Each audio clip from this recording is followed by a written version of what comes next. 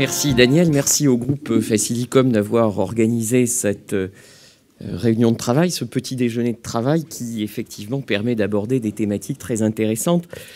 Maître Droire a conclu son intervention en insistant sur la nécessité pour les différents directeurs ou responsables sécurité-sûreté des entreprises d'avoir une vision équilibrée de ce qu'ils peuvent faire ou ne pas faire. Et il est vrai qu'en la matière, le droit est relativement complexe. Alors ce qui est intéressant avec le droit, c'est qu'il agit comme une forme de pierre philosophale. Il transforme, et il transforme quoi? Il ne transforme pas le plomb en or. Le droit va transformer un ensemble de principes qu'on va appeler principes déontologiques, principes d'éthique, règles morales dans les relations entre le salarié et l'entreprise, mais avec la difficulté que ces principes déontologiques ou ces principes d'éthique sont, si l'on y prend garde, totalement dépourvus de portée juridique contraignante. Et là, nous avons une première difficulté, c'est qu'il faut bien faire la distinction entre une affirmation de principe et une affirmation qui va avoir une portée normative. Et là, évidemment, la transformation passe par un cadre juridique que Maître Droire évoquait tout à l'heure, mais sur lequel je reviendrai. Dans l'action des directeurs sécurité-sûreté d'entreprise, nous avons un droit qui s'est construit, il faut bien le dire, sur des bases historiques qui étaient conflictuelles. À l'image des milices patronales et d'un patronat qui enserrerait sous une forme de contrôle multiples et variés les salariés, quitte à empiéter sur leurs libertés individuelles et à mettre en péril leurs droits fondamentaux. C'est sur la base de cette conflictualité historique que s'est construit quand même notre cadre juridique applicable à l'entreprise. Et notre cadre juridique, nous allons, pour le comprendre, tourner notre regard vers deux sources d'obligations pour les entreprises.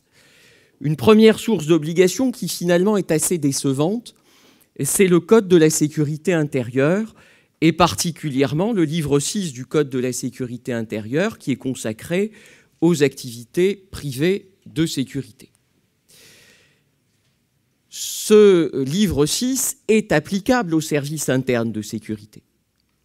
La difficulté, c'est qu'il ne dit pas grand-chose des droits et des obligations spécifiques de nos services internes.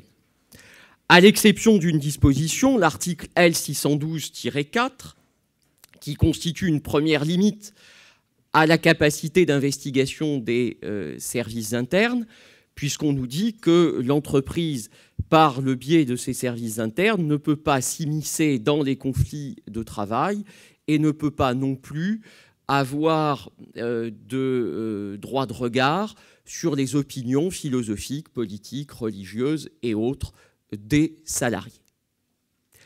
À l'exception de cette disposition, le Code de la sécurité intérieure dispose également, mais cela est vrai pour toutes les activités privées de sécurité, et cela renvoie à ce qu'évoquait Alain Boer précédemment sur, entre guillemets, les gardes à vue.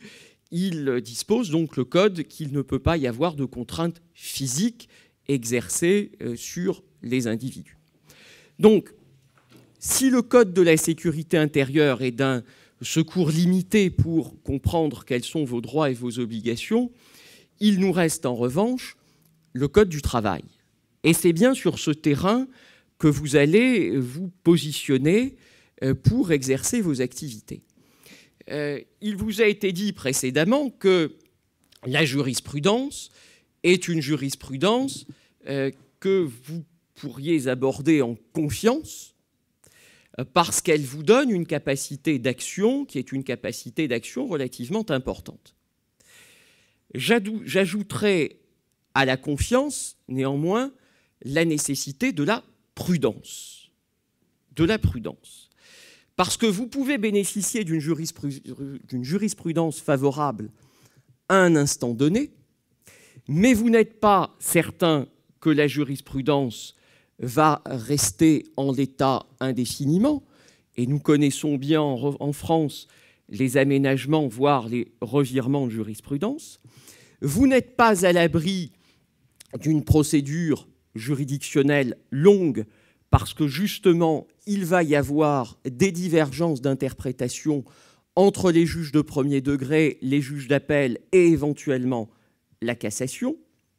Et de surcroît, même si le juge vous donne raison en bout de course, vous n'êtes de toute façon pas à l'abri d'une dégradation de votre image, parce que pour le public et particulièrement pour les salariés, il n'y a jamais de fumée sans feu, et ce qui peut rester, ce n'est pas la solution qui vous serait favorable, mais c'est au contraire la mauvaise image d'un contentieux. À partir de là, dans l'appréhension qui doit être la vôtre du droit applicable, c'est évidemment le souci de l'équilibre entre vos pouvoirs d'investigation, d'une part, et le respect des droits des salariés, d'autre part, qui est en cause.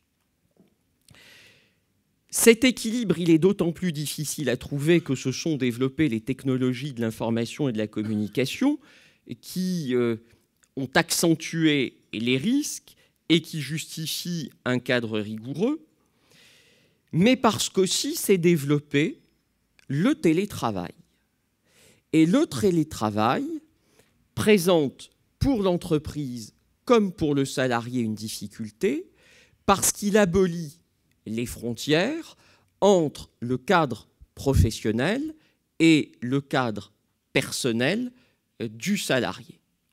Et pourtant, le télétravail présente aussi pour l'entreprise un certain nombre de risques en matière de contrôle de l'activité du salarié, de la protection du patrimoine informationnel de l'entreprise. L'encadrement juridique vaut naturellement pour les services internes, mais l'entreprise pourrait être tentée d'externaliser l'activité en considérant qu'après tout, ce que ne peuvent pas faire ces services internes, d'autres pourraient le faire. Et nous avons, et les exemples récents le prouvent, nous avons ainsi une tentation des entreprises de recourir à des agents de recherche privés ou à des structures très organisées d'audit et d'investigation qui renvoient à une thématique assez récente dans le monde de l'audit, puisque se sont développées dans un certain nombre de structures de ce style, par exemple KPMG, des services qualifiés ni plus ni moins de forensiques. Très intéressant cette tendance de l'audit à se placer sur le terrain non pas de l'audit économique classique, mais sur le terrain de la compréhension et des litiges, particulièrement sous l'angle de la fraude. Or, il faut bien comprendre que le recours à ces structures, par ailleurs très performantes et très bien organisées, ne dispense pas du respect du cadre légal et réglementaire applicable aux investigations dans l'entreprise. Pas plus que votre service interne, une structure d'audit ou un agent de recherche privé n'aura de compétences supplémentaires. Ça n'est pas possible juridiquement. Dans ce contexte, les tentations de l'entreprise sont grandes. Première tentation, c'est l'utilisation des fichiers de police. On évoquait les liens humains qui existent entre les anciens gendarmes, les policiers en reconversion dans les entreprises, mais ces anciens serviteurs de l'État peuvent avoir conservé avec leurs anciens collègues des liens, mais des liens qui, tout en étant très amicaux, peuvent aussi s'avérer être des liaisons dangereuses. Je le rappelle, les fichiers de police ont été créés par l'État à des fins de police judiciaire ou à des fins de police administrative, pour recruter, il est vrai, un certain nombre de personnels, mais dans des cas définis par la loi. n'importe quelle entreprise, pas même celle travaillant forcément dans des secteurs dits sensibles, n'ont directement recours à ces fichiers de police. L'accès est très réglementé, limité aux services de l'État et dans des cas spécifiques. Et par conséquent, toute autre utilisation qu'une entreprise serait tentée de faire directement ou indirectement de ces fichiers est illégale. Tout comme il est illégal, et contrairement à des idées reçues, de demander à un candidat à l'embauche un casier judiciaire. Vous n'avez pas le droit de vous substituer à l'action qui relève d'autres services, mais certainement pas de vous. L'autre grande tentation des entreprises, et c'est évidemment, et on comprend très bien cette tentation, elle est justifiée, c'est évidemment de contrôler l'activité des salariés. Mais en écoutant les intervenants précédents, deux mots me sont venus à l'esprit. Premier mot, il a été utilisé, c'est la proportionnalité. Oui, il y a une nécessité de proportionnalité dans la surveillance. Et l'autre mot que je n'ai pas entendu véritablement, ou en tout cas très brièvement, c'est la loyauté. L'investigation que vous menez à l'égard des salariés de l'entreprise s'inscrit dans l'application loyale du contrat de travail. Ces deux termes sont évidemment au centre de la conciliation que doit faire l'entreprise entre son pouvoir de contrôle et de direction qui existe sur les salariés, mais qui doit être contrebalancée par les droits des salariés au respect d'un certain nombre de leurs libertés. Alors oui, pour concilier le contrôle et le pouvoir de direction, cela se fait dans le cadre d'une activité qui est soumise à deux conditions cumulatives. La première condition, l'intervenant précédent l'évoquait, c'est l'article L 1222-4 du Code du travail, c'est la condition relative à l'information des salariés. L'autre condition, c'est qu'il faut que l'entreprise ait un intérêt légitime à exercer un contrôle sur ses salariés. Et je voudrais quand même revenir sur ces deux points, parce que, bien sûr, la jurisprudence est favorable, mais la jurisprudence doit être aussi maniée avec précaution. Alors, le premier point, l'information des salariés. Effectivement, il y a un principe qui est l'information. Mais quelle information ? Parce que moi, je connais des entreprises qui ont considéré que, sous prétexte que le dispositif de surveillance était visible, les salariés étaient au courant de son existence. Mais non, la seule visibilité d'un système de surveillance n'équivaut pas à l'information des salariés. L'information, elle doit traduire la bonne foi de l'entreprise. Et par conséquent, l'information doit se faire dans un cadre rigoureux, dans un cadre cohérent, même si par ailleurs l'entreprise externalise les moyens de contrôle. C'est d'ailleurs cette information qui rendra l'utilisation des informations recueillies licite. C'est cette seule information qui permettra aux informations de se constituer un moyen de preuve. Autrement, ça n'est pas possible. Alors l'information, elle passe par différents moyens qui doivent être employés avec la plus grande prudence, puisque par exemple, un simple affichage dans l'entreprise sera sans doute considéré par les juges comme étant insuffisant. Ça n'est pas parce que vous affichez que l'information est arrivée jusqu'au salarié. Plus rigoureux est en revanche le recours au règlement intérieur. Faut-il encore savoir ce qu'on met dans le règlement intérieur ? Reste aussi la question des chartes de déontologie et des codes d'éthique qui peuvent être créés dans les entreprises, rédigés dans les entreprises. Mais quelle valeur leur donner? Quelle valeur leur donner?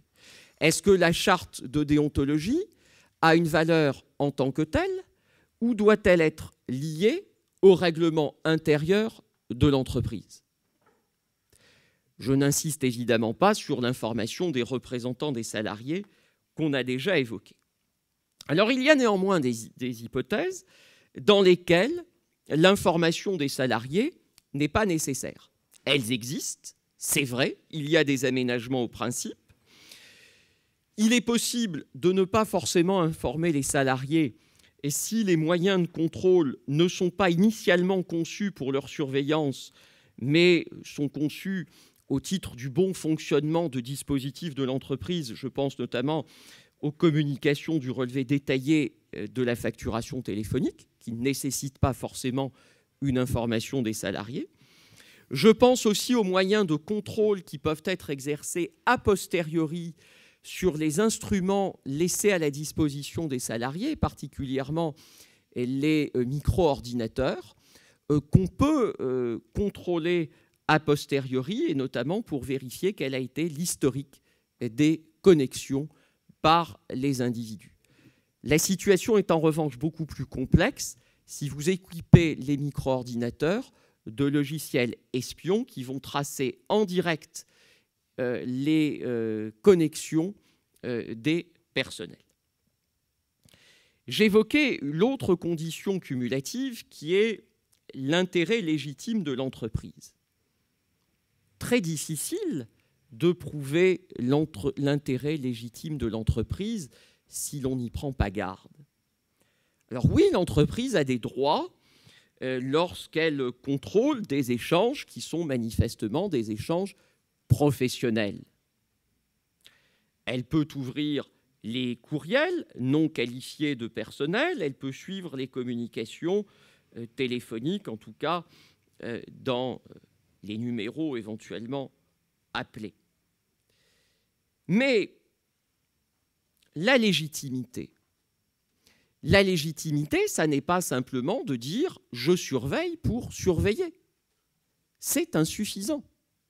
L'objectif non étayé de contrôle de l'activité des salariés n'est pas une justification en soi de la surveillance. Le contrôle doit être motivé, doit être justifié par des éléments suffisants. Et ces éléments vont être appréciés dans deux cadres très différents. Il a été évoqué précédemment l'intervention de la CNIL. Nous sommes donc dans un contrôle qui est exercé plutôt a priori au moment de l'installation du dispositif, même si la CNIL est par ailleurs dotée de pouvoirs de contrôle a posteriori sur place dans les entreprises. Le contrôle, il est exercé aussi par le juge. Et là, effectivement, les technologies qui tendent à se développer, et particulièrement la biométrie, la géolocalisation, suscitent un certain nombre d'interrogations et incitent les différentes directions à encadrer le recours à cette géolocalisation, même si je note d'ailleurs un paradoxe, compte tenu des derniers arrêts de la Cour de cassation et de la Chambre criminelle de la Cour de cassation. On se demande s'il ne devient pas plus facile pour l'entreprise de géolocaliser ses salariés que la police de géolocaliser des malfaiteurs. Je crois que c'est ce qui explique aussi la rédaction d'un projet de loi qui va venir très vite en discussion sur le recours à la géolocalisation par les services de police. Alors pour conclure sur l'ensemble de ces points, je retiendrai une idée qui me paraît être une idée importante. Elle a été évoquée, c'est la nécessité de faire travailler les différents services de l'entreprise ensemble, RH, direction juridique, direction de la sécurité. Pour le moment, soyons francs, vous le vivez tous au quotidien, les dialogues sont difficiles. Je crois qu'ils tiennent à une méconnaissance des milieux réciproques. Je crois qu'on gagnerait beaucoup à insérer dans les formations RH et dans les formations juridiques une dimension sécurité, au même titre qu'il y a une dimension pour les juristes droit social, le droit des contrats. Il faut bien se rendre compte qu'il y a dorénavant un véritable droit de la sécurité qui mérite qu'on s'y intéresse autrement qu'en assimilant ce droit de la sécurité à un obstacle aux activités de l'entreprise. L'autre point qui a attiré mon attention, c'est l'existence qu'évoquait notre ami Éric Delbecq des pipoleries, pour reprendre son expression, et des relations personnelles qui feraient office de partenariat entre les différents acteurs. Et là, je crois qu'il y a aussi un gros effort à faire sur les partenariats de sécurité entre les différents acteurs concernés. La RATP est sans doute pionnière, mais pour des raisons aussi qui lui sont propres, dans l'existence de ces partenariats de sécurité. Le législateur, dans l'avant-projet de loi qui est en cours d'examen sur la sécurité privée, pourrait intégrer l'idée d'avoir dans les entreprises des correspondants de sécurité à partir du moment où il existe dans les entreprises un certain niveau de salariés employés dans un service interne. Alors on pourra discuter du seuil, 20, 25, un peu moins, un peu plus. Tout cela mérite d'être encore étudié. Mais l'idée en elle-même est intéressante. Elle est intéressante parce que le correspondant de sécurité serait passé, si vous me permettez l'expression, au tamis du CNAPS. Donc on aurait un rapprochement des contrôles qui sont faits sur les entreprises prestataires de sécurité, en tout cas sur les dirigeants. On aurait l'équivalent pour les services internes de sécurité, ce qui, pour le moment, n'existe pas et, à mon sens, fait défaut, même si un certain nombre de directeurs sont très à cheval sur ce qu'est leur activité et hésitent à vouloir passer au tamis du CNAPS, sans doute plus pour des raisons psychologiques d'ailleurs que pour des raisons pratiques, ce qui est un petit peu dommage. Cette idée des coordonnateurs, elle est aussi intéressante parce que dans l'idée de la délégation interministérielle à la sécurité privée, ce serait le moyen de faciliter le dialogue, la coopération et, oserais-je dire, la complémentarité entre les différents services publics d'un côté, acteurs privés de l'autre. Alors sur ce point, si l'idée est bonne, il faudra quand même se montrer un petit peu audacieux, car on ne peut pas laisser aux relations interpersonnelles, même favorisées par le droit, le soin de favoriser des coopérations de sécurité. Vous savez, ces coopérations, ces coordinations, ces correspondants de sécurité, on en connaît dans d'autres secteurs liés à la sécurité. On sait que ça existe notamment entre les polices municipales et les forces nationales. Mais qu'est-ce qu'on constate? On constate que, quoi qu'il arrive, et même si le droit est là pour faciliter les choses, ce sont quand même les individus eux-mêmes qui doivent s'approprier les dispositifs, qui doivent les intégrer à leur culture professionnelle. Et cela prouve qu'il y aura sans doute encore beaucoup de pas à faire entre les acteurs privés et les acteurs publics de sécurité pour coopérer et mieux se connaître afin de travailler au respect de l'intégrité de l'entreprise qui doit être érigée en cause nationale. Je vous remercie.